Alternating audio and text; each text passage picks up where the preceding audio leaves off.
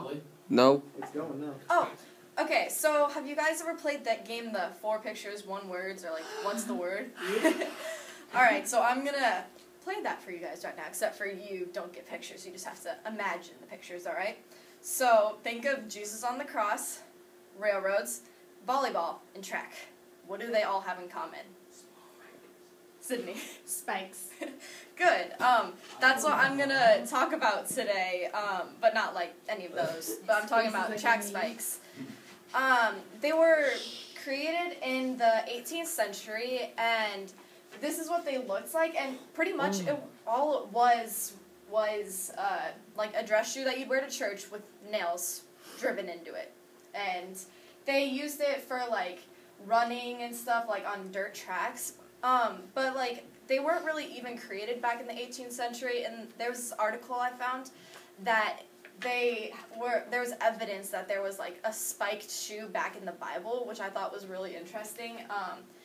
And they said like something about someone had some kind of spike on their shoe, but then finally in the 18th century they came up with like the idea it's for them to be used for running.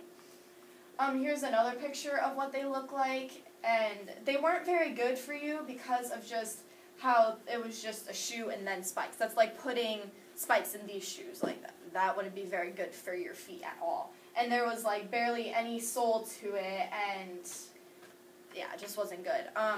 Then they started to get a little bit more advanced. They used kangaroo leather to make it because it was like how strong the leather was and like how durable it was. And these spikes you couldn't remove. They were like stuck in there.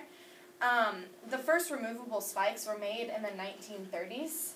So like, but people really liked the fixed spikes, which I found weird. But they liked it because it was a less chance of, like, in the middle of your race, the spike would come out and it wouldn't move around as much. So people still favored the, like, I don't know, spikes that were put in and you couldn't remove them. This is a picture of Michael Johnson and his iconic gold Nike spikes that he had. He wore them in the Olympics, and, like, that's all anyone could talk about. They were made out of Zytel, which is nylon and fiberglass, and they weighed less than 3.2 ounces, but they were only good for 1 use. So after he'd run this race, he couldn't use them anymore. So I think it said he had like 6 to 8 pairs of these shoes just to get through his entire Olympic career. And you can see how the lacing is like the crisscross. They did that because of like, so when your foot moves, it, like, the lace would, like, go with it. It just wouldn't be stuck. It would, like, move with your foot, and, which is pretty interesting. And then these are what they look like today, and I brought some examples, just so you guys don't have to see a picture.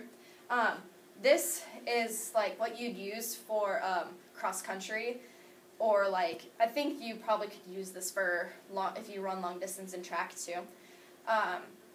There is a lot of sole to it because when you're running long distance, you're on your feet all the time.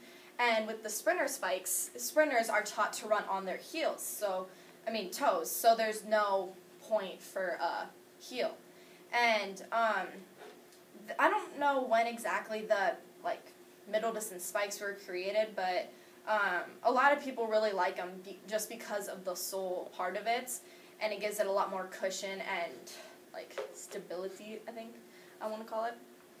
That's a bad picture. Okay, this is a picture of the spikes you can use. And this shoe, I would say it's about, like, these spikes from the looks of it.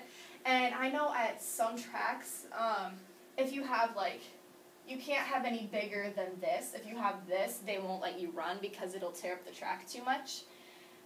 And some won't even let you run with this because of how spiked they are. And mine are about this size, and mine are very dull. And to remove them, you have the wrenches, and I couldn't find mine, or else I would have brought that in for you guys. But so, like, you just simply just put it on there and just twist it off, and then you put a new one in and twist it on. it's really a struggle to put spikes on your shoes because they're so small and they fall off really easily.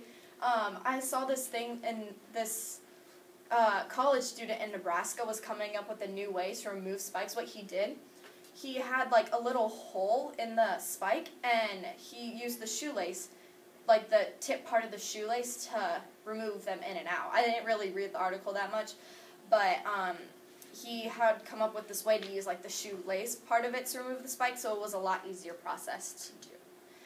Let's see, what else do I need? And yeah, so spikes have come a really long ways from where they started out, from going to